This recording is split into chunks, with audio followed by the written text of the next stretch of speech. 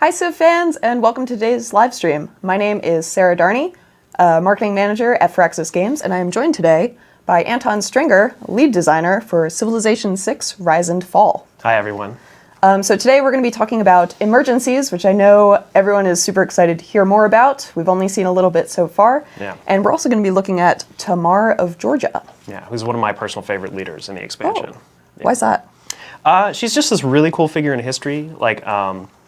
Georgia is a really cool country. You know, it's an area of the world that we don't have represented in Civilization VI so far.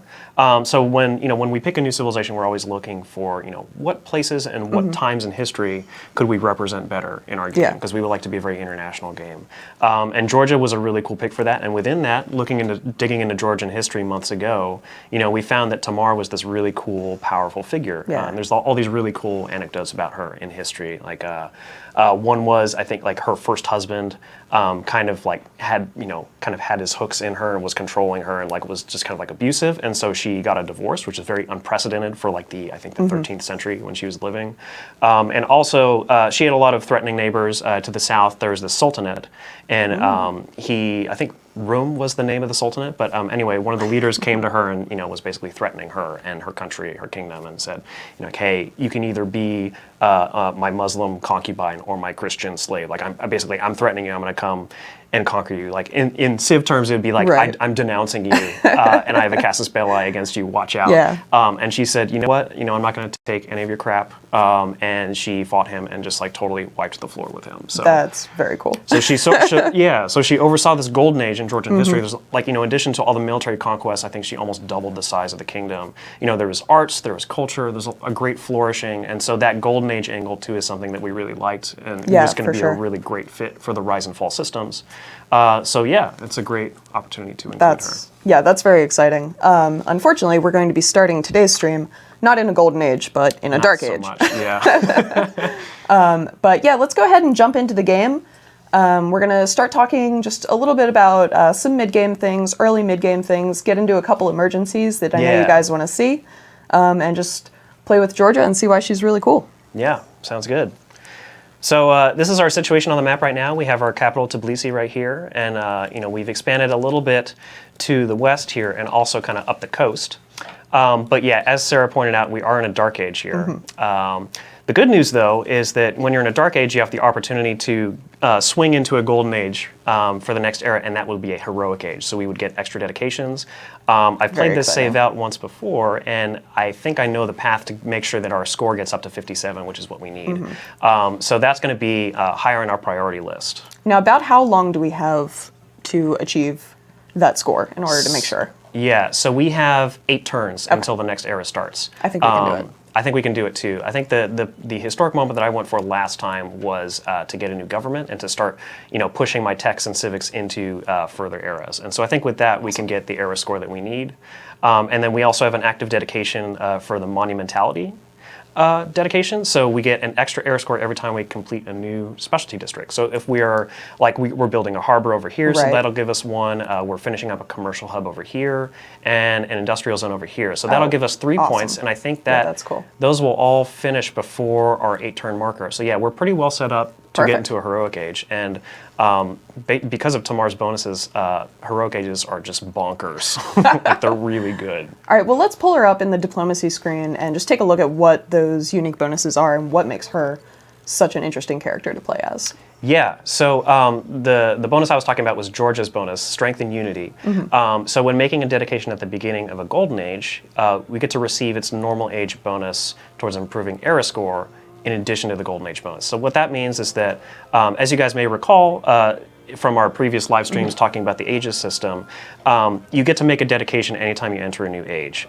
If you're going into a normal age or a dark age, that dedication kind of gives you another source of era score. Nice. So in addition to doing the historic moments, you could, the one we have right now is to build districts. You could have one for destroying enemy units, for converting cities to your religion and stuff like that. But when you go into a golden age, it's a really cool, powerful gameplay bonus that doesn't give you era score. So you can sort of be really powerful for an age, but you're going to be relying on those historic moments in order to keep that momentum going and to get a good age the following era. Very cool. With Georgia, you can do both. So you get a golden age, you get the awesome bonus, but you also get the sort of quest to improve your era score. So you can kind of you can chain golden ages together better than any other civilization in the game. And when you're in a heroic age, that means 3 dedications. That means 3 golden age bonuses. It also means 3 extra sources of era score. So that's heroic age exciting. can set you up for like a good solid arc of the game. Cool. Very cool. And you got to keep in mind that every golden age you earn, the thresholds for getting your next golden age are going to be higher, so it's going to get harder and harder. But I mean, if you make it at a really strategic time, it's really powerful. Nice. Awesome. Sorry, I neglected to talk about her other bonuses because I was so excited about that one. So she does have a few. yeah. So she's got the Kevser unique land unit. She's got that CK, which is her unique Renaissance walls replacement. Her agenda, if you're playing against her as an AI yes, leader. good. People always ask about that. Yeah, so her agenda is called Narikala Fortress, and she respects leaders that build walls, that fortify their cities. Nice. And her AI attitude is to do that herself as well. So she will build walls, and she's going to build her unique wall of replacement, cool. And she's going to care about that if you're playing against her in the game. And then for her leader ability, Glory of the World, Kingdom, and Faith. So this is a religion and city-state focused ability. Right, yeah.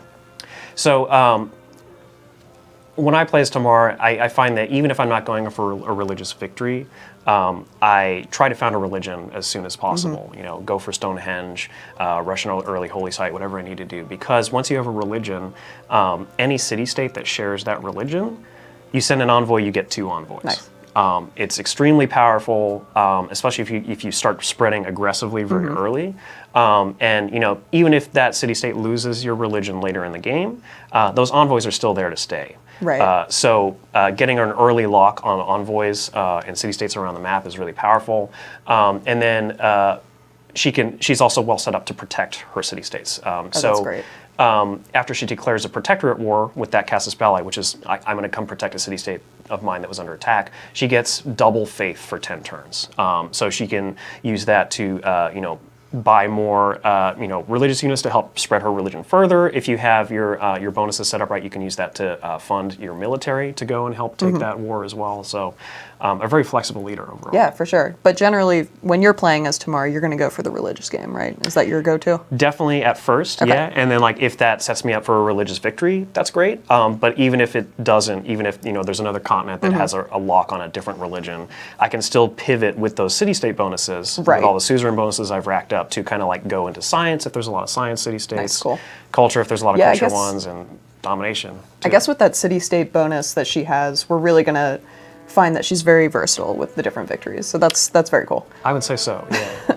Awesome. All right, well, let's go ahead and just jump into the game here. Yeah. Take a look at what we've got going on around us. Yeah, so we got some interesting stuff going on. We got Chandragupta of India here, kind of on this little isthmus. We have Genghis, our neighbor, and right now, Genghis and I are cool, He's friendly with us. Good. Really, the only person that doesn't really like us is Sunduk, but she's Okay. kind of far away, so it's not a huge concern. Right. We have Peter up here to the north in Russia. But there's some kind of no man's land here, so I'm not sure if that's owned by Genghis. I'm not sure if that's owned by Peter. We have some iron and horses over here, but we don't have any strategic resources actively hooked up. Okay. There's some niter here. There's a whole bunch of niter here, which is fitting because this is the powder keg that's about to go off in this save. Yes, it is. So I'm gonna, spoiler alert, next turn there's an emergency that's gonna happen. Yes. And that is based on this city-state. So What's happening there? we have, so there's 5 types of emergencies in the game. This one is a city-state emergency. So Kabul, we have some, we're Tamar, we're playing the city-state game. Yep. Kabul doesn't follow our religion, but that's okay. We've sent some envoys there. We have 2, Genghis has 3, Peter has 3. So we all have a stake here, but Chandragupta is ruining it for everybody. We can't see it because it's in the fog of war, but he has 3 or 4 of his war elephants, and they are taking Kabul. It's about to fall. It's it's already under siege. Yeah, I see that. So in a game of vanilla Civilization 6, they'd be like, oh man, that sucks. Maybe I do a protectorate war to try to come to Kabul's rescue, or go to war with India. But there's nothing that would unite me and Genghis and Peter around this thing that Chandragupta has done to kind of mess up our game. That is the exciting thing about the emergency system. It's just kind of this way to get everyone in the world, or at least the related people in the world, together for this common cause regardless of what their differences were. Exactly, yeah. And especially in the later game when victories are being pushed, Yes. I find it's a really nice way to break sort of diplomatic deadlocks. Okay, cool. If this was later in the game, like maybe Chandragupta's going for a victory, and we have, like, there's a military emergency for basically when a city is conquered by a player who's in the lead in some way. So maybe Chandragupta's going for a domination victory because he has half the capitals in the world. When he conquers a city, there's a chance that an emergency goes off to, like, hey, Chandragupta is really powerful and he just took another city. Right. Let's unite against him. Now, you said there's a chance. There is a chance. So sometimes it might not happen. This isn't a, like, black and white. It always happens if this is triggered. Correct. Okay. Yeah, so the emergencies, there's 5 different types in the game. They each have very specific triggers, but there's not a guarantee that they're going to go off every time. And that's because, if you had a game where, like a bunch of city-states fell all in a row, you might have like 3 or 4 or 5 emergencies going on at the same time.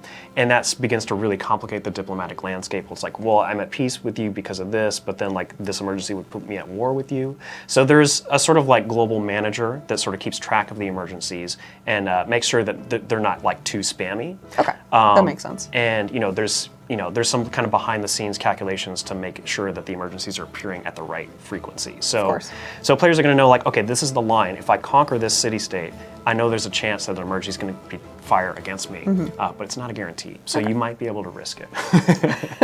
All right. Well, we've got at least one turn that we can play here before the emergency starts. So let's dive in, see what we got. I know we have a settler moving around. We do, yeah. I was going to settle them up here. I mean, unfortunately, a lot of the room is taken up. You see here in the no man's land, I don't know exactly what's there, but there's going to be some negative loyalty depending on where I start, and there's no fresh water, so I'm not going to mess with that quite yet. But I might make an aggressive push later on. Okay. I'm going to try to settle over here. Try to get a coastal city because I don't have a city like directly on the coast in case I need to, go somewhere else later in the game by sea. Okay. For my builder here, I'm going to keep improving this city. Yeah, nothing too exciting happening over there. Yeah, I'm just kind of like slowly exploring the lands of the Netherlands here. Now, do we want to just throw him on Auto Explorer, or is there something you want to see over here? Not particularly. Yeah, okay. I think I'll just throw him on Auto Explorer next turn. Sounds good. All right. Okay. And what do we have happening? Gosh, seeing that next turn button dark like that makes me so nervous. I'm in this dark age. So here we go. The emergency has fired off. Chandragupta has captured Kabul. The conquest of Kabul is a matter of great concern. Great concern. International concern. Chandragupta is the target. So the members of the emergency must liberate Kabul from Chandragupta. So we have to capture it and liberate it back to Kabul's ownership. We are able to accept or reject. Those who join it will need to liberate, just like I said. And we have 30 turns to do it. If we succeed, we'll get a reward. If we fail, the target will get a reward. Okay. And while the emergency is active, members who join have peace, open borders, and shared visibility with each other, and we go to war with the target. Okay. So here are the 3 people who can join. There's a lot going on here. There is a lot going on, yeah. I'll break it down, though. The target's Chandragupta, and the participants are here. So these are the 3 people who can join. Okay, but they're not guaranteed. Not guaranteed, exactly. So, and these are the 3 players who had envoys in Kabul. So we're the sort of people that care about this emergency. We're the ones who are invited to join. So it's me, it's Peter, and it's Genghis. And I can see here like what they think of me. Okay. And that's going to matter because that's going to give me a good indication of what the AI might do here. Right, okay. Because there's advantages to accepting, there's advantages to rejecting.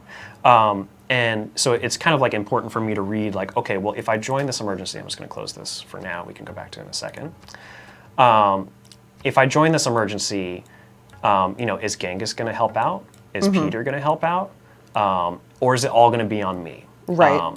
So if I join and I'm the only one helping to try to retake Kabul, like maybe it's going to be tough and the emergency would fail, Chandragupta would get even stronger. So I got to kind of make that consideration. Right, that makes sense. And the AI are making the same consideration. So they think about, Genghis is like, okay, well, this is right next door. It'd be pretty easy for me. Peter might be more hesitant because he's further away. Peter and Genghis both like me. They're friendly with me, so they see me on the other participating members, and they think, oh, okay, well, my friend is eligible to join, so maybe I'll help them out. And we also see, we open up Genghis, Genghis does not like Chandragupta at all. In fact, they've denounced. There's a denouncement going on. So he's probably going to join. So he's probably going to join because he doesn't like Chandragupta already. If we take a look at Peter, Peter and Chandragupta are friendly, actually. So because Peter's far away from Chandragupta and because they're friendly, Peter's maybe not going to join, even though he likes us. Right. And even though he likes, well, I guess him and Genghis are neutral, so that's really not going to make a difference. So that's the sort of diplomatic landscape we got to work with. Okay. Now, what if no one joins? If no one joins, then the emergency is canceled. Nothing happens. Good to know. But the target doesn't get any of the bonuses either. Right. It's not like they automatically defended themselves. That's good. Yeah, that would be a little silly. So, emergency needs our attention. Let's take a look at the bonuses. Some emergencies will give kind of active effects during that 30-turn window. The city-state emergency does not. We got to work with what we have. Okay. But here, down here, these are the results of what would happen if the members succeed. So if me and anyone else joins, if we succeed, we would get +1 gold per turn for each of our envoys. Okay. And that's for the rest of the game. Yeah. So there we that's go. Pretty nice. So yeah, and we also because there's 3 potential members, there's a pot of 3,000 gold, 1,000 gold per player. And whoever joins gets to split the pot if we win. So if it's just me, then I get all 3,000, but I'm going to have to do more work to make that happen. If it's 3 of us, we'll split it 3 ways, 1,000. Not too shabby. Still pretty good. If, on the other hand, Chandragupta holds out and we are not able to liberate Kabul, then he gets his trade routes to city-states get +2 gold per turn for the rest of the game. Because city-states are sort of like afraid of him, like, oh man, like, he took Kabul and, people tried to rescue Kabul and it didn't work. We better pay up. Here, just Chandragupta, please take our money. Just don't hurt us.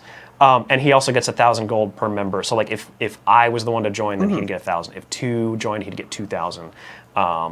So that's how that works. Okay. Now, do these scale throughout the game, or is this this is the city-state emergency plan anytime it happens? This is the city-state plan every time it happens. That said, across the 5 different types of emergencies, they tend to appear at different points in the game. Right. Like, for example, the nuclear emergency is much later, because later in the technology tree. So the bonuses for that are sort of balanced accordingly to make a splash in the late game. Great. But these are the bonuses for the city-state emergency. Okay, Yeah. cool. Let's accept. Let us accept. So there's a few different ways we can approach this. I don't really have much of a standing army near there. I got some archers. But Stockholm is right next door here. Yes, they are. Stockholm has my religion already. I'm not the suzerain, but that can happen pretty quickly. So I think Peter and Genghis are tied for suzerain right now. Genghis has Amani, the diplomat, there to help him out with that. We only have 2, but we do have a bunch of envoys saved up. I think, we got 4 envoys saved up. Which, if we send them all here, that'd be 8 envoys, because it's double, because they share our faith. And they also have swordsmen, and we don't. Oops, I accidentally moved. That's fine. They were going the right direction. I am going to start moving my archers this way. Yeah, good idea. Except for the one escorting the settler, I'll keep going. Okay, you can just auto-explore. Yeah, we're not worried about what's going on over there right now. Yeah, this is a little too far for us. We're more concerned with the emergency. So, all right, cool. I'm gonna go for a new government because I think that will give me a historic moment as well. Good thoughts. Good thoughts. So now let's start.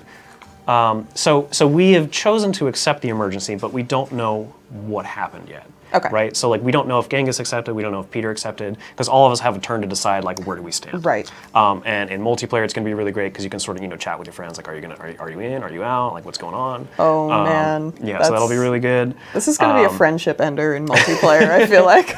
You're joining the emergency, right? You're going to help out. Yeah, totally. I'll be there. Of course. Yeah. Next turn. Good luck. It's just me. What, guys? So so I'm gonna assume that the emergency is gonna happen. It's gonna at least have me in it. I'm committed. So I'm gonna start cranking out some military. That sounds good. Let's see. In Tbilisi, I'm gonna start doing a catapult because having a siege unit would be quite nice. Let's do some more military over here. Yeah. As I mentioned before, I don't have iron or horses, so I'm not able to build swordsmen. Stockholm does. So. Actually, let's check out how much it would take to levy their military, because that might be a good plan. 283. So 283, and it would last for 20 turns. Okay. So we're a bit short. So in addition to focusing on army, we could also focus on getting some more gold. Right. Which would be good.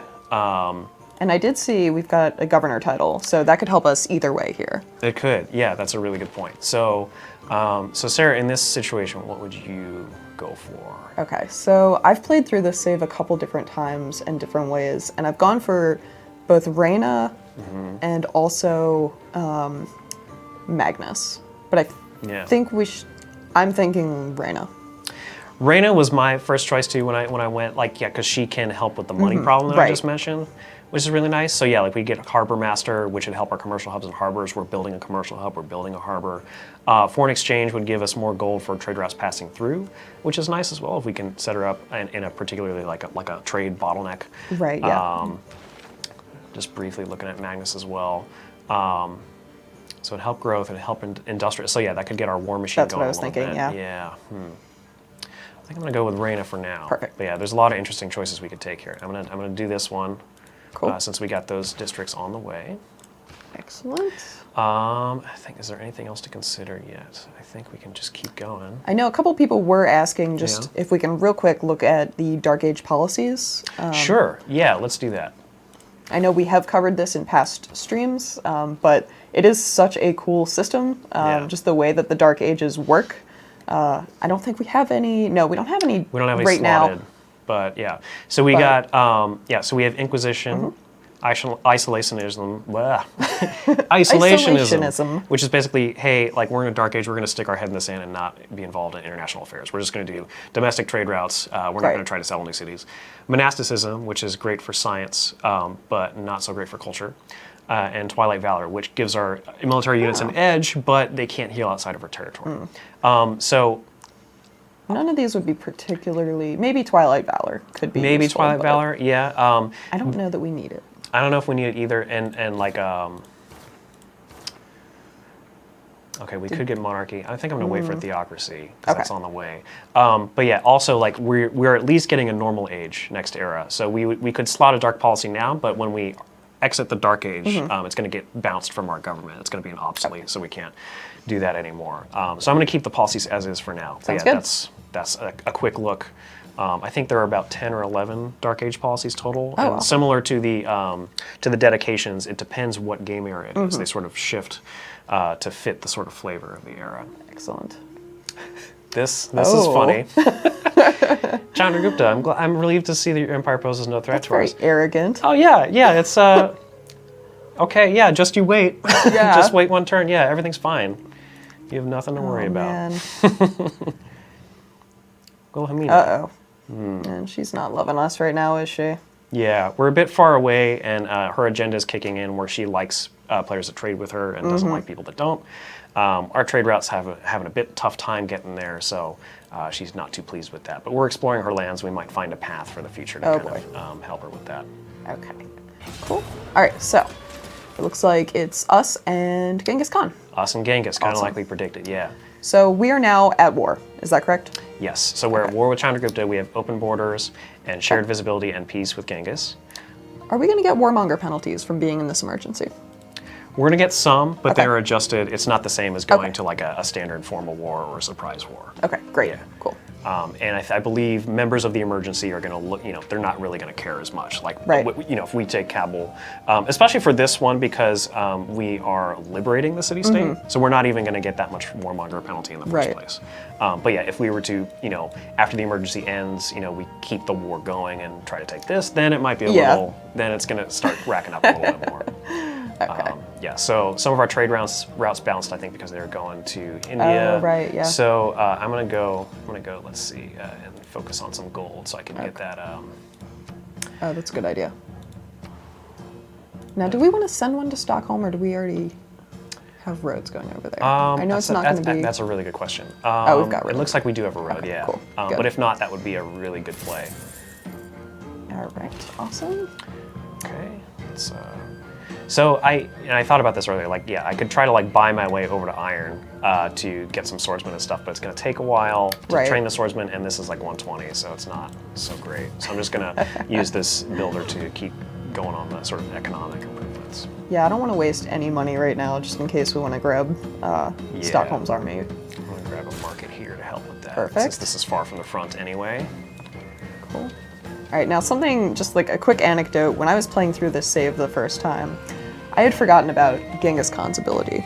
And I saw he was attacking the city-state with Varu of his own. I was like, what is this? What's happening here? But he does have his ability where he can capture the cavalry units. That's exactly right. And just Genghis Khan with war elephants. As if he wasn't scary. Right. It was really exciting. So Wilhelmina looks like she has a random agenda that's related to exploration, so she's also not pleased with us about that, but she's still on the other side of the world, so whatever. Okay, Peter wants some luxuries. Yeah, that's fine. Yeah, I got some extra silk to spare. He's been very friendly. Yeah. He doesn't look very friendly. He's kind of got that grumpy face. Yeah, but on the inside, though, he's all warm and fuzzy. Yeah. Now, I wonder if we might be interested in hitting an alliance with him at some point. That's a good question. Yeah. I actually don't remember. Yeah, so actually we don't have any active alliances right now because they show up as a little flag. So yeah, maybe we can start courting Peter to start doing an alliance here. That's I think that'd be fun. Okay, so let me just renew, or let me do some trade to him. Okay, good idea. Which will get our gold going. It'll also probably help his ability. And let's pull him in to have a chat. So he's in Classical Republic. Populous, okay. So we can go over to the Alliances tab here and kind of see all the stuff that we would get. Now, we have to declare friendship in order to make an alliance. So we got to make that first step. But just here's a look at the level 1 effects of all the alliances for people that are curious. And just, you know, like we've already balanced since this build. Like I think this 3 has been dropped to a 2. I think this 3 has been dropped to a 2. So like, always working. We're always tuning. Yeah. But yeah, let's declare friendship and see. Oh, good. All right, so he accepts. Excellent. So that's good. So can we make the jump to alliance right now? Let's see if he'll accept. We also got to think about which type. What about economic? What can we get there? Okay, yeah. So actually, if this happens, that trade route we just sent will go from 6 gold to 12 gold. So let's see if he's going to do that. Yes. He's happy to accept the deal. All right. Awesome. Okay, that was a really good suggestion. Yes, good. I did not do that in my playthrough, and I think this will help us quite a bit. So yeah, we are now in an economic alliance with Peter, and as we continue that alliance, it's going to gain alliance points and level up and become more powerful. Okay, great. And there's 3 levels to alliances, is that right? There are 3 levels, yeah. And they take quite some time to level up, so establishing them early on in the game, kind of like this, is important.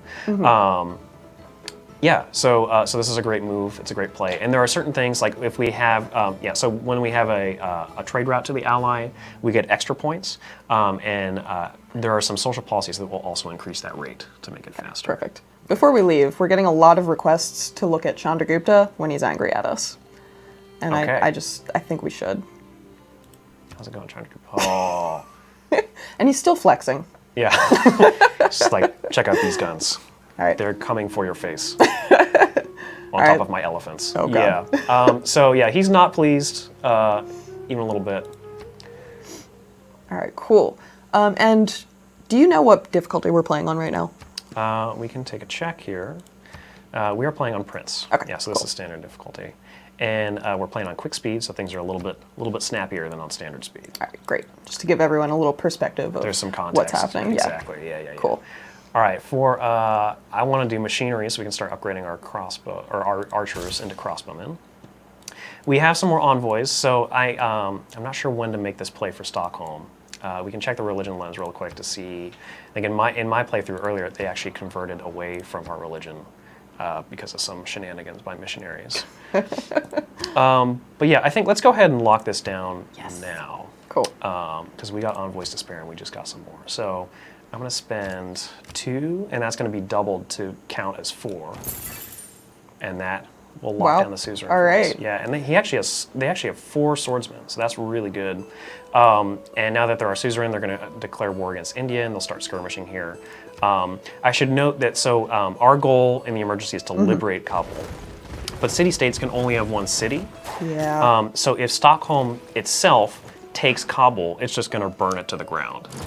So we kind of have to be careful. Yeah. Like we want to take control of Kabul and liberate it back to Kabul under its own ownership. And only a civilization can do that. So that would fail the emergency, wouldn't it? It would fail the emergency, oh boy. Yeah. It's a point of balance that we're kind of going back and forth on, but that's the sort of, like, that's the balance that we have decided on. It's kind of like the fairest. Right. So what we have to do, though, is we have to make sure that Stockholm doesn't take it for itself. So we really got to make that goal to get these swordsmen on our side, and ideally, yeah, supplement it with this catapult coming up. I think we are well on our way, though.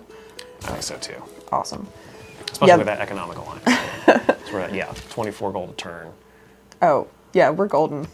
We are literally golden. We are literally golden.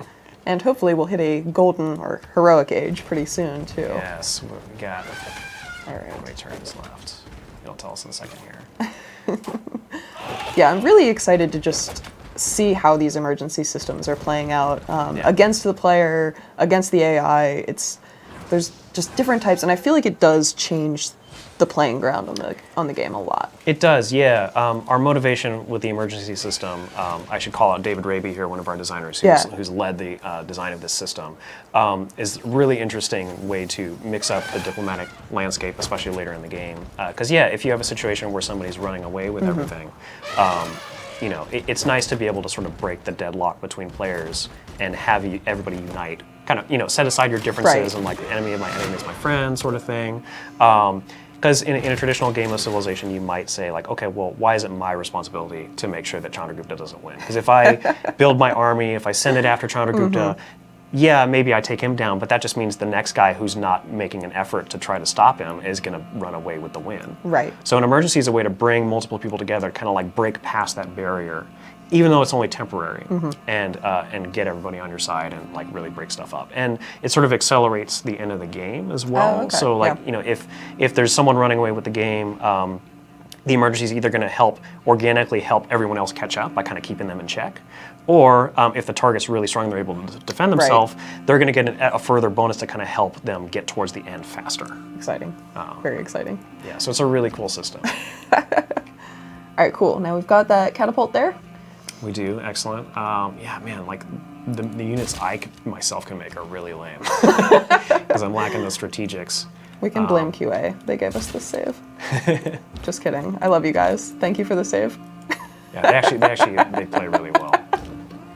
How did they know a city-state emergency was going to come up and they would need to attack? Because everybody around them was really peaceful up until right now. Yeah. Up until I got involved in international politics. Well, that's just what happens. I'm actually going to move the archer back so I can upgrade him, though that'll cost gold, so I got to be careful there. Yeah. All right, so how much do we have? We do have enough now to levy the military. Yeah. And it'll last for 20 turns, which right now won't take us to the end of the emergency, but it might be enough to take Kabul in time. So, let's see how this plays out. All right, cool. Oh man, there's all kinds of things going on that other continent. Yeah. I'm not worried about it though. That's another interesting thing about emergencies. Like you have a goal, you have a priority, but then an emergency comes along and you're like, okay. Shift focus. Yeah, shift focus. I need to focus on this now. Yeah. This is really important. Now, how does the AI prioritize emergencies? Yeah, so the emergencies are a little bit slightly higher prioritized than regular wars for the AI, so they will commit forces to emergencies. But there are a lot of considerations that they'll make about like whether it's a good idea to join, whether it's not a good idea to join, what the sort of diplomatic landscape of it is. Yeah, and they're going to take a look at the bonuses, like is this bonus worth it for me? If I'm getting, extra gold from trade routes to city-states, is that something that I am really going to get use out of or not really? Right. Okay. So we have unlocked... Oh, that's the one you were going for. So yeah, we got a historic moment here for our personal, like our civilization's first Renaissance era civic is completed, and that's Reformed Church. That's exciting. We weren't the world first. That would have been a cooler historic moment, but But it's ours. It's ours, yeah. It's our moment. Yeah. This is our moment. So yes, we're going to go for Theocracy. Perfect. Which is going to give us another one, because we have. We're actually, in this case, we're the first in the world to adopt a Tier 2 government. So that's going to be a pretty nice era score bump. And it is Theocracy for us. Perfect. Is that enough? I think it might be enough. I think it was close. All right, well, we got military policies. Let's wrap this up first. Okay, so I'm going to do the discount on unit upgrades in case I can get some crossbowmen out of it. I think I'm going to reduce the maintenance as well, just to make sure. Save that money. Yes, save that money. And in fact, we don't need to produce settlers anymore. That was from the previous one, so we're going to do that. Yeah, and I think that'll cover us. All right, cool. That. Policy Yes. agenda is set. All right, we passed it up. We're gonna hit a heroic age. Yeah, so we're gonna get. This is gonna be great. All right. Very cool. And I'm gonna go towards military tactics because that'll give us access to our special units. Yes. Kip's here. Yes, and they are kind of like a more powerful swordsman Awesome. that is even more powerful in hills and doesn't require iron, though they come a little bit later. Do some diplomatic service. Got a great person, that's even more era score, that's great. Oh, and he gives me gold. That's perfect. Okay, so. The stars are just aligning for us to have a good treasury here today, aren't they? This is very fortunate. All right, let's do another catapult just in case. You're gonna give me a crossbow. Perfect. Okay, archer, how much is this gonna be? I said that's 60. I think that's... Levy's 223. Yeah. Okay, so yeah, let's go ahead and do that. Cool. Oh man, I'm excited. We did have another question. So if two civs are at war with each other and they are called into an emergency against someone else, or can they even be? I believe they can be, and I think the emergency will temporarily make peace between those players. Interesting. Like it'll sort of like force peace. Yeah, I don't remember the particulars for that case. I'd have to ask Mr. Raby. But yeah, like it's a way to sort of set aside like the current problems and like unite against a greater threat. Oh, that's interesting. Cool. Yeah, and I should mention too the members of the emergency. Like when we were invited, like me, Genghis, and Peter. If any of us happen to be an ally or a declared friend with Chandragupta, we would not be invited to join the emergency. Okay. Normally, emergencies are, like you can't have a friend turn on you because of an emergency. Right. But there is an exception to that, and that is what's called the betrayal emergency. And this is it tends to be a later game emergency, but so, we just made an economic alliance with Peter, which is great for us. If we turned around and stabbed Peter in the back as his ally, that's just like really egregious. Yes. And so that would actually trigger a betrayal emergency against us. Oh, okay. And Peter, would be eligible to join. Some other players would be eligible to join, even if like other players were declared friends with us, because they see it's sort of like this big threat. Like,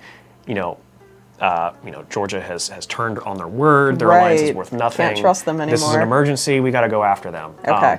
And this is particularly useful later in the game, because like later in the game, if me and Peter are in an alliance, but we're both going for a victory, I might be tempted to say like, hey, I don't want to help you out and get your victory anymore. Like maybe we had a science alliance and you're going for a science victory. I'm going to cut this alliance off and I'm going to go to war with you. So this is a way to kind of keep that in check. We can't just like ride an alliance and just like drop it and backstab somebody without any consequences. And yet that happens to me every time I play multiplayer. Human players are rough. All right, so we've talked about the city-state emergency. That's what we've got going on now. Yeah. The betrayal you just mentioned. Yeah. We're going to look at the nuclear a little bit later. Yeah. What else do we got? We have the religious emergency. Okay. That happens when, for example, my holy city of, I think it's in Tbilisi. I see it in there. Yeah, so if someone came and converted this to a different religion, that would trigger a religious emergency. Okay. And in that case, people are trying to, even people that don't follow my religion, they just see like, hey, this is a big religious threat. This person with this other religion has gone and desecrated, sacred ground, the holy city of this religion. This is a threat to all religions around the world. So we must go to Tbilisi and push this other religion out of Tbilisi.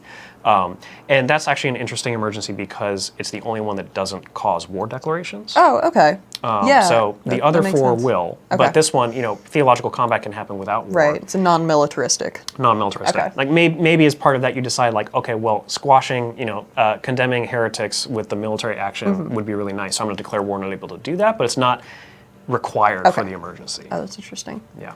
And then the other emergency is called the military emergency.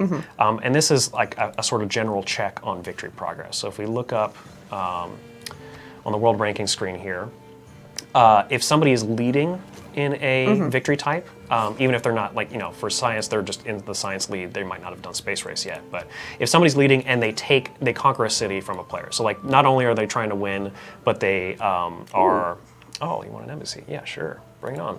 Yeah, buddy. So it will trigger a sort of military emergency that's basically like, hey, this person is very powerful. So let us just go try to take some of their cities to slow them down. Take some of that power back. Yes. So that's how that one works. Awesome. Very cool. Yeah, I'm really excited just to see how these like play out in the game.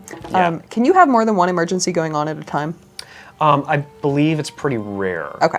Because yeah, the sort of emergency manager that I talked about behind the Yeah. scenes, like it doesn't want there to be too many emergencies, Right, that sounds webs tough. of relationships. Yeah. So I've only ever had one at a time. Okay. Yeah. Cool. All right. So crossbowman's moving up. Let's go ahead and settle the city there. Yay. There we go. And what are we gonna get there? Oh, is that amber? Yeah. Yeah, so we got amber. We got some fish off the coast, though that's not quite as exciting. There's an update to the monument that we've done since the previous build, where the monument will actually give you a little bit of loyalty for your city. Oh, cool. And it'll give you an additional +1 culture if you're at full loyalty. And the base game is just Nice. +2 culture, but Right. it's a nice way to kind of get some loyalty early on and get players familiar and interacting with the new system. Right, for sure. Yeah, it's really interesting just to see the changes that have been made to base game items to reflect these new systems. Yeah, it's really crept into all areas of the game by this point. That's awesome. All right, cool. And what do we have over here? It looks like Genghis is still putting his military together. Yeah, he's got a big force up here, I noticed.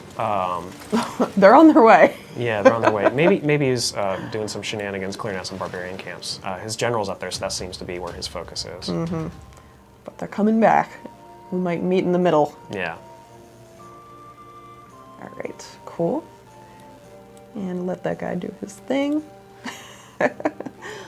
So I'm pretty stoked to see if we can get this military, or this city-state sent back to where he belongs before the end of the stream. Yeah. I think we should probably try to make that happen. Okay. Yeah. But I do want to show this other save too. There's some cool things in there. Okay, I'm doing a bad military No, move he's there. gonna die. I know. I just, in order to focus on what we're trying to show here, Okay, that's I'm fair. making a poor decision. So yeah, All right, we've cool. entered the next. New era. We've entered the Renaissance era. It's a heroic age for us. So yeah, we get all sorts of cool stuff. And now we get to choose not one, but 3 dedications. Oh man. So yeah, this is where Georgia really shines, because we get the Golden Age bonus and the dedication bonus. So I'm going to pick Monumentality. Yes, cool. I'm going to pick Exodus of the Evangelist in case we do some religion spreading. I'm going to skip Hixons Draconis because that's more about settling other continents, and we're kind of very focused on our own continent right now. But I am going to get Reform the Coinage, which is actually the one I'm most excited about, because that'll give us even more gold. More gold. Yes. What do we got? 36 already. That's awesome. Yeah, we got 36 per turn, and we're almost hitting 500, which is pretty That's cool. sweet. Yeah, cool. Let's do some more military crossbow. Man, this is a golden age of excitement. Yeah, the whole color of the world has just shifted to reflect how awesome we are. Oh, and we've got a nice, happy little next turn button. Yeah, it's no longer that depressing, dark age thing. Awesome. Oh, and yes, chat is pointing out that we received an achievement of some sort. No idea what it is yet. We 'cause did. It was a placeholder. I have not memorized the numbers of the placeholders to what the achievements actually are, and even if But I'm I sure it was remember, exciting. It was. It certainly was. Awesome. Cool. So, All right, let's. do we want to levy their military soon and dive in? We probably Or should. do we want to wait for Genghis? We probably should. It looks like Genghis is still kind of far away, and Yeah. Still Kabul's like actually 10 not very tiles well out. defended right now. And our catapult's on the way, so yeah, let's go ahead and do it. Thank you for the reminder. So 300 gold, because they've got a little bit more stuff now. But let's do it. Yeah. Go! Oh, This is a historic moment for us, because Exciting. we're at war with India, and Stockholm's close to its borders, so we have sort of made a threat by opening up a new front. oh boy. So that's some air score for us as well. So yeah, let us get going. Cool. Send him around the mountains. I kind of wish those weren't there, because that would just The make mountains taking are this a like little way easier. Yeah, it's kind of a bummer. Yeah, but Stockholm is really helping us out here. So I'm gonna actually. Well, I can't control them just yet. Next turn we will. Yes, I see your catapult up there. it's on its Bring it way. closer. Help us. Oh, we got a knight. Okay. Or Keshik. The Keshiks are coming in, yeah. And there's some more war elephants on the way, but hopefully Genghis can occupy them. Yeah. If he cuts them off up there, I think we can take it. Yes. Teamwork. Alright, I'm impatient, so I'm going to give this catapult torch net, and I'm going to start getting my crossbowmen in position. Let's go ahead. It looks like Kabul doesn't even have walls, so let's go ahead and just move in. I'll keep healing you. He needs a little help. Yeah. Okay. Oh, okay, yeah, that's fine. You can stay there for now. Another catapult. Probably won't make it in time, but I like your attitude.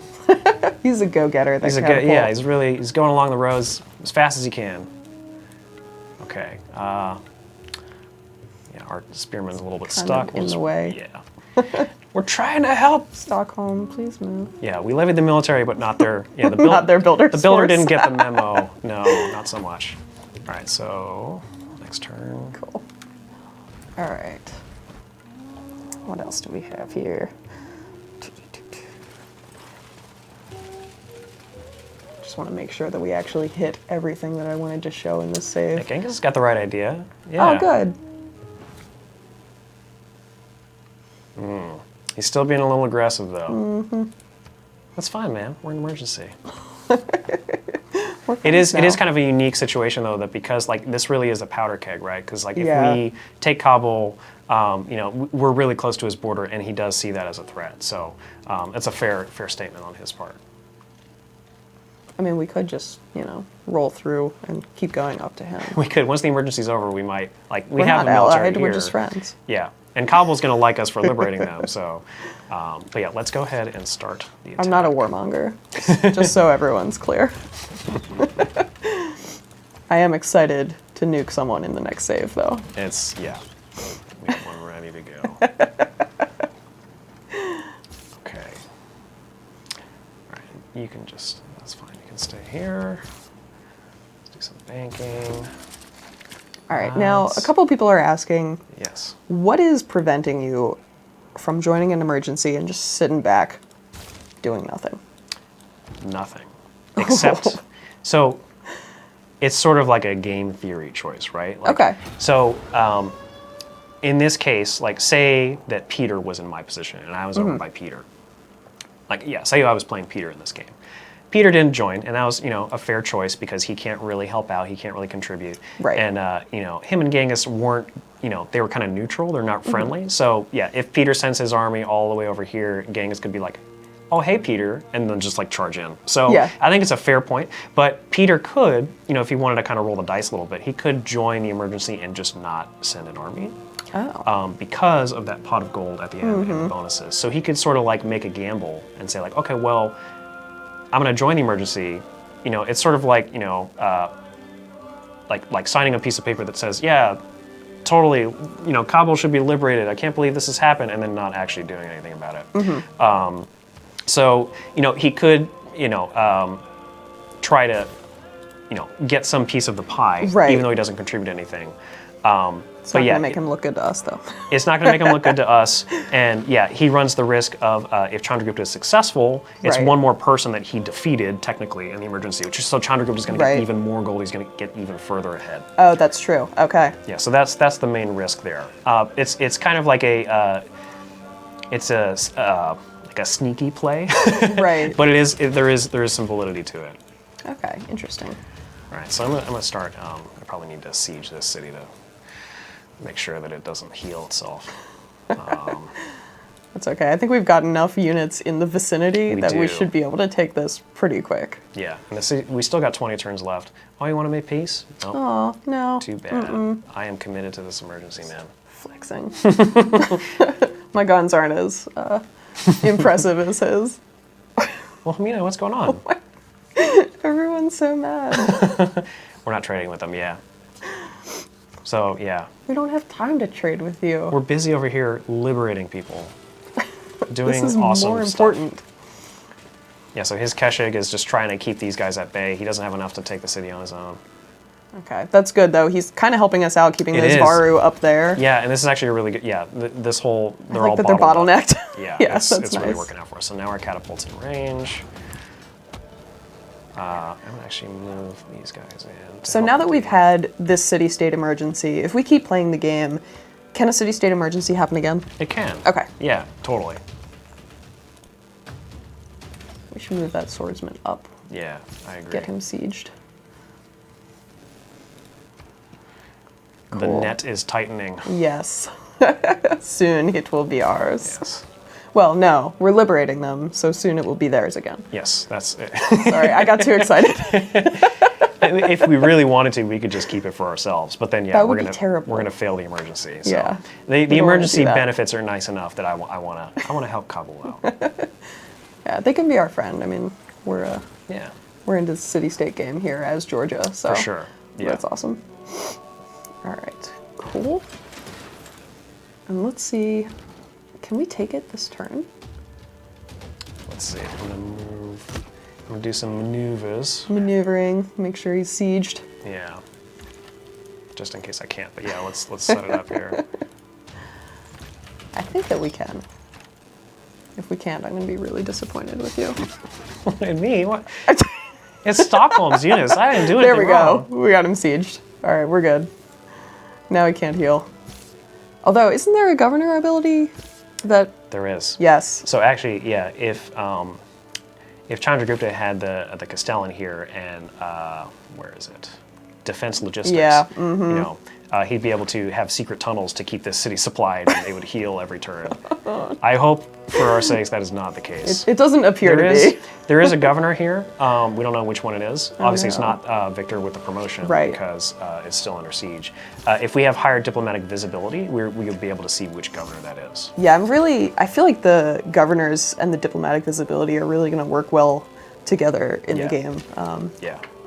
That's very, very cool to see. Aw, your poor little catapult down there. Yeah. He's trying. Yeah, like the little engine that could.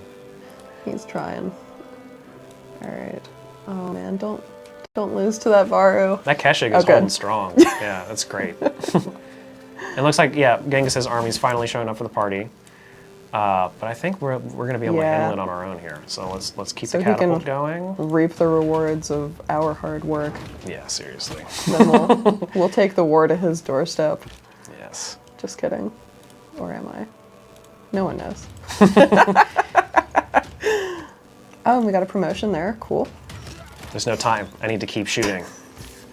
You don't want to Okay, disappoint I me. think I might be able to. I'm so close. Ah, maybe. Well, that's gonna take it down a little bit, and then I'm gonna do some more maneuvers. So this. I think that might be it, but just in case it's not, I got this guy ready to go. Perfect. And Yes, cool. it is ours for a brief moment before we very heroically liberate it back to its original owner. Yes. All right, so as tempting as this is, we're going to liberate back to the Raise founder. Just kidding. That would be So terrible. now it's back to Kabul, and the emergency doesn't complete right away. We got to pass the turn, make sure that this sticks. But yeah, so we're just going to keep going, and I believe we have it locked down. All right. So how long?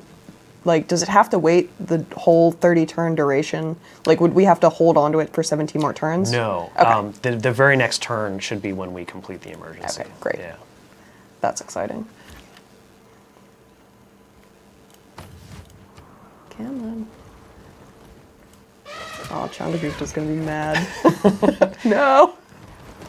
I was really hoping he would capture an elephant, but it didn't work. I'm afraid not, Chandragupta. No. Mm-mm.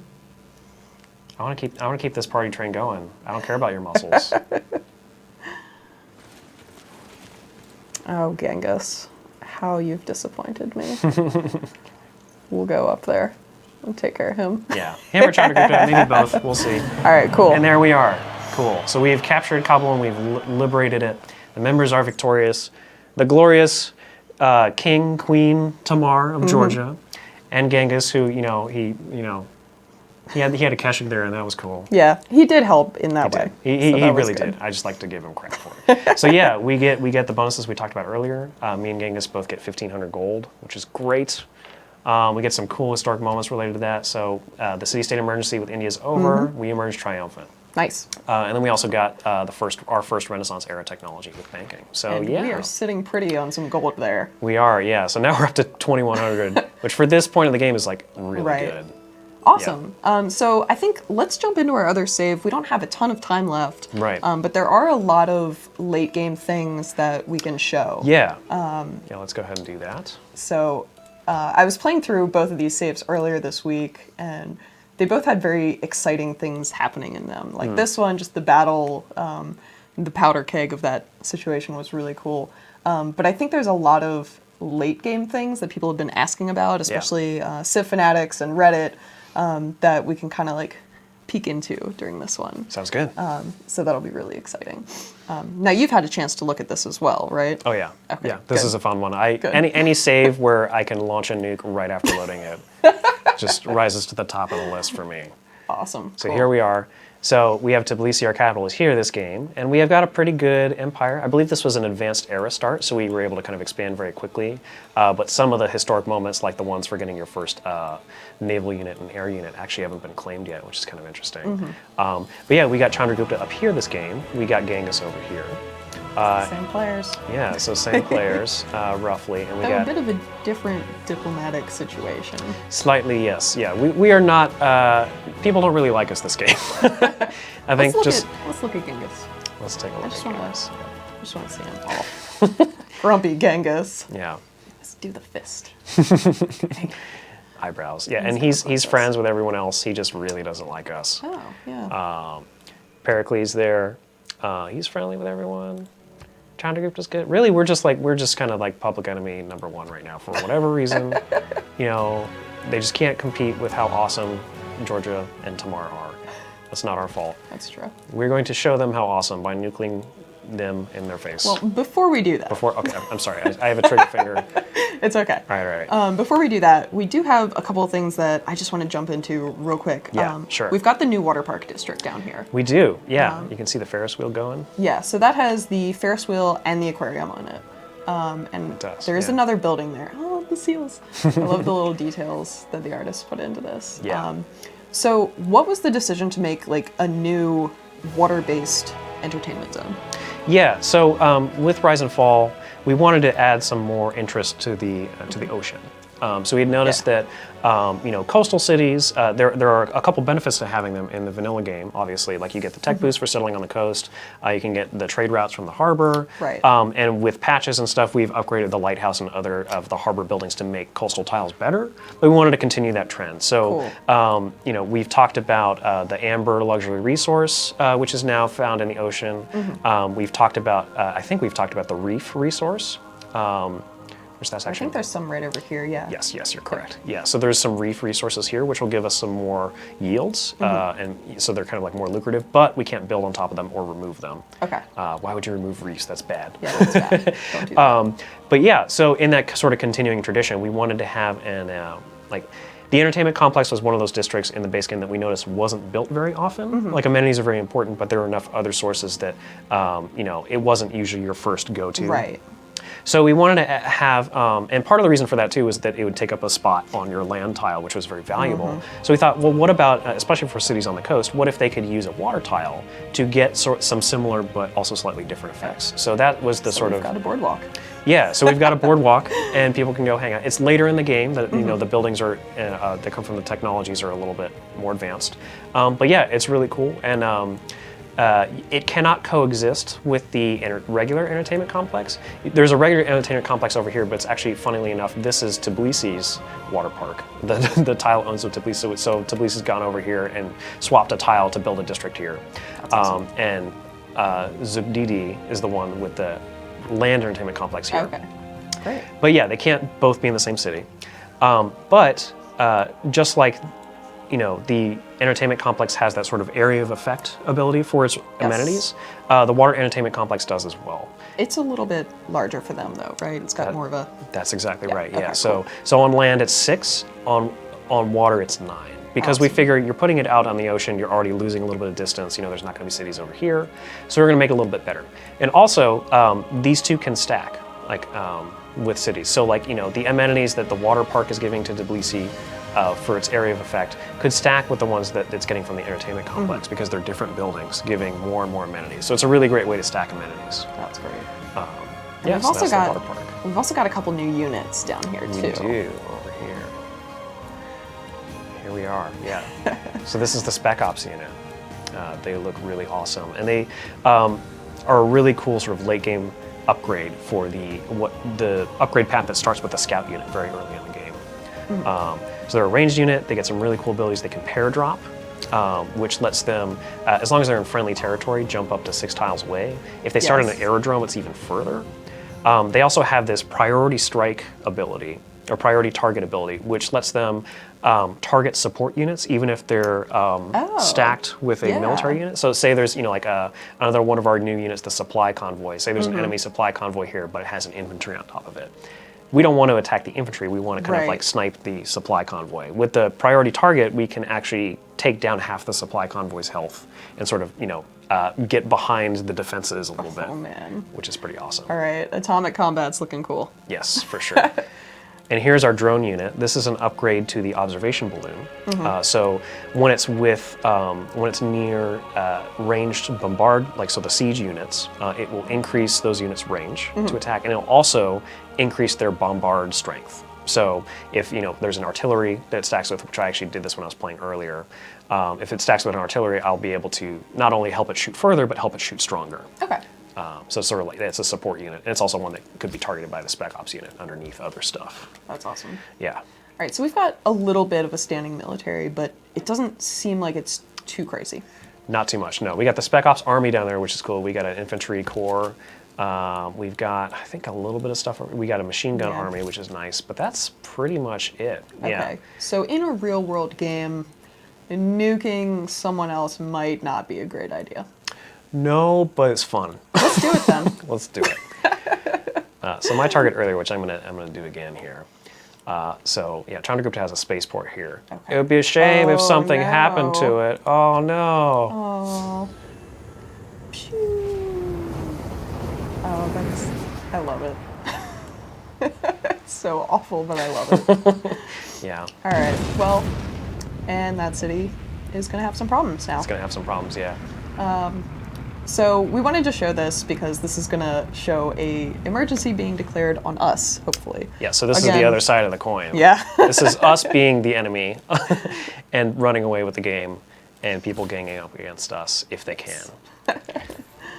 But we do have a pretty nice setup here. We might not have a huge military. Yeah. But I feel like just the way that our cities are laid out, we're kind of turtled up nice. Economically, yeah, and yeah, geographically we're doing really great. Like our capital here is defended by mountains on 2 sides and an ocean on the 3rd side, and then over here there's a whole jungle that would be hard to get through if people are trying to get it. So yeah, we're actually in a really good defensive position. We're in the middle of the continent, which is pretty nice. There's not really a place to expand except down here, and this is kind of a bunch of desert. There's a natural wonder, which might be interesting, but yeah, we're set up pretty well. All right, go down for those pearls there. Yes. And just as a note, because we did say reef as a resource earlier, it's actually a feature. Yeah, I must have misspoken. Yeah, yes, that's it is a feature. So it's kind of like forest can be on a land tile, reefs can be on a coast tile. And they will increase the value of whatever's there. Right. And they can you can have fish and Oh, reef. Okay, cool. That's what I was about to ask. Yes, so there you go. Awesome. Cool. All right, so are you just getting ready for what's likely I know about what's to coming. come? So yeah, I'm sort of pulling everybody back into the heartland, trying to make sure that they're ready to move and bounce wherever they can. He wants pearls for 14 gold. No. No, of course not. No. Oh. He already doesn't like us, so he's angry. not gonna. Oh, that's great. He has a Spec Ops off the coast there too, which is a little worrisome. No, it's fine. Everything's fine. Cool. So I do wonder. I want to show the pair drop just because it's really neat. Oh, that's so cool. There they go. Yeah. Now they can only do that from friendly territory, right? Correct. Okay. Yeah. But they Full can movement required. Yes, and they can pair drop into enemy territory, but they have to start in friendly territory. And there's some restrictions like if they are in zone of control of an enemy unit, they can't do it. So you can't do it all the time, but it is very useful to really jump across the map when you need to. Okay, awesome. Ooh, Government Plaza. So these are the final tier of Government Plaza buildings. The War Department, which is very useful for conquest victories. It'll give us, anytime a unit kills another unit, it'll heal up to 20 hit points. So it's kind of a weaker version of Scythia's unique ability. So that's really powerful if we're going for a domination victory. National History Museum, which just gives us 4 wildcard Great Work slots. So whether it's an artifact, whether it's a religious relic, we can just put stuff. We got 4 more slots for it. That's really helpful for culture victory. And then the Royal Society, which gives us, this is much more geared for the science victory. We can send builders to districts and have their charges apply production towards a district project. Awesome. The main one of interest here being the space race ones. So we can have we can send builders over to the launching pad and help construct the rocket to go to space and kind of speed up our victory push. Oh, that's cool. And that's actually kind of what we're going for this game. We got 3 campuses going on. We got a spaceport already. So I'm going to go ahead and build the Royal Society, and that'll give us a governor title as well. That's our government district right there, and it gives very strong adjacency bonuses to all the districts nearby, which is 4 of these tiles, which is great. Yeah, whoever was playing this game was doing a really good job. Yeah, for sure. So shout out to the awesome Firaxis QA team. Yeah. Cool. And we got some more trade routes going on here. I'm going to keep the trade internal because I have a feeling the other shoe's about to drop. Yeah. Once we pass this turn, we might have some issues. Yes. It's okay. All right, we got a spy. I want to protect my rockets that don't yet exist, but just in case. Now, we've added a couple spy missions, right? That's true. Okay. That's actually a really good point. Is there any we can do right now that might be worthwhile? I'm going to skip his turn, and I'll explain why in a minute. I'm intrigued. Yes. We're going off script. What's happening? Uh-oh. Pericles doesn't like us launching nukes everywhere. I mean, that's understandable. Yeah. Well, it's okay. All right, here we go. Oh, man. So a nuclear emergency has been declared, and we are the target. Okay. We have used the most powerful weapon in the world, and the nuclear genie is out of the bottle. Is our extinction at hand? So the members of the emergency must capture cities that belong to us. Okay. So our objective is to defend our capital, Tbilisi. That's the cities that have been chosen. Okay. Which, luckily, as we mentioned, is already pretty well set up for defense. And this is an example of an emergency where not only there's rewards at the end, but there's effects during the emergency. Okay, cool. So target units, that being mine, have -2 combat strength when fighting member units, those belonging to Genghis. Member units get more movement in my territory, so Genghis's cavalry will be even faster in Georgian lands, which is terrifying. Oh boy. And so here's an interesting example, right? So like in the previous save, we saw this screen twice because the first time we were looking at, okay, here's an emergency. Do I want to join? Do I want to not? Right. And the next turn passes and we see like, okay, here's who's in, here's who's out. In our case, we don't get any notice. It's just like, oh, okay, there's an emergency against us. So behind the scenes, actually most of the players in this game other than us would have been eligible to join because we weren't allies with anybody, we weren't declared friends with anybody. So they all had the chance to join this emergency. And Genghis probably saw that and was like, cool, I'm gonna join in. But it didn't really work out for him because he's the only one that accepted. Right. So this is a little bit unfortunate for him. He made a choice, a diplomatic choice based on the landscape, and he's the only one who ended up in the fight.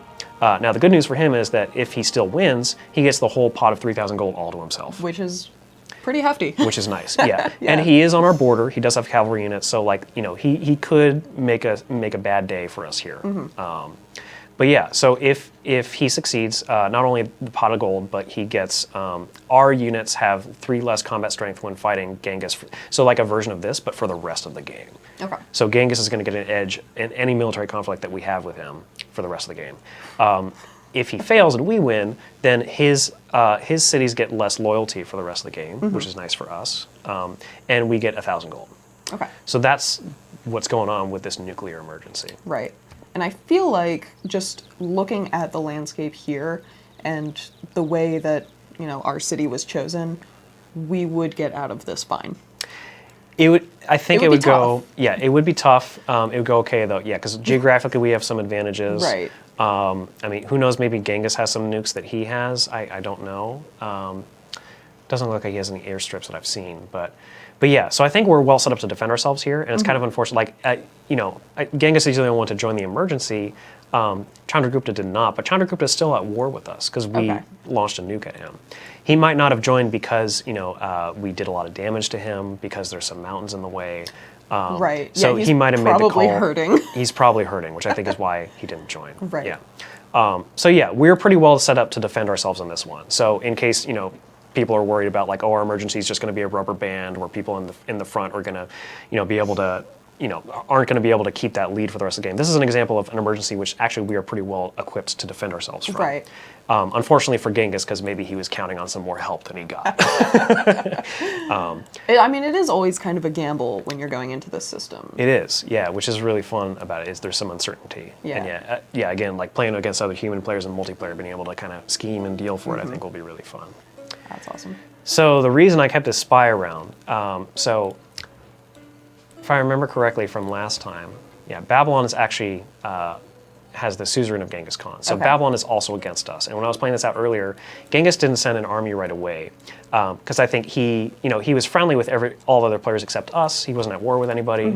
So I don't think he was really pushing military, even though he's Genghis Khan. So he's going to take some time to transition over to constructing an army if he didn't have a standing army already. But Babylon on the border here was sending machine guns and helicopters against us, which was really annoying. Luckily, we don't have any envoys at our disposal this time, but we do have a spy, and we can use one of the spy's new missions to kind of help us out here. Interesting. Okay. So we can send the spy to Babylon. So many city-states. Yeah. And once he gets there, they can do this new operation called Fabricate Scandal. And what that does is it forces the top competitors to lose envoys. So I'm going to confirm placement. So what that means, and the number increases with the spy's level, but if you look at here, like Genghis Khan has 8, I have 6, Chandragupta has 4. So, for example, I believe a level 1 spy will remove 2 envoys if they're successful. So they'll just go boop, boop, and Genghis will be down at 6, which will be tied. And if it's a master level spy, it's going to remove even more. And they'll never remove it from us, like we're safe. But it's a way to sort of like, if envoy numbers get ridiculous, say because, Tamar is in the game, it's a way to kind of like start chipping away at somebody with a really big lead of envoys. That's super cool. And if Genghis had 8 and Chandragupta had 8, it would take 1 and 1. Like there's some, it sort of just tries to kind of like even the playing field over time. So that's what the spy mission does, and that's a really cool addition to the game. That's awesome. Yeah. I do think we are running out of time. Okay. Was there anything else in the save that you wanted to cover? I feel like we hit it all. I think other than riding out an emergency. Yeah, I think that's about it. Yeah. Awesome. Yeah, that covers it for what I wanted to discuss. Yeah, seeing the new units is really cool. Yeah.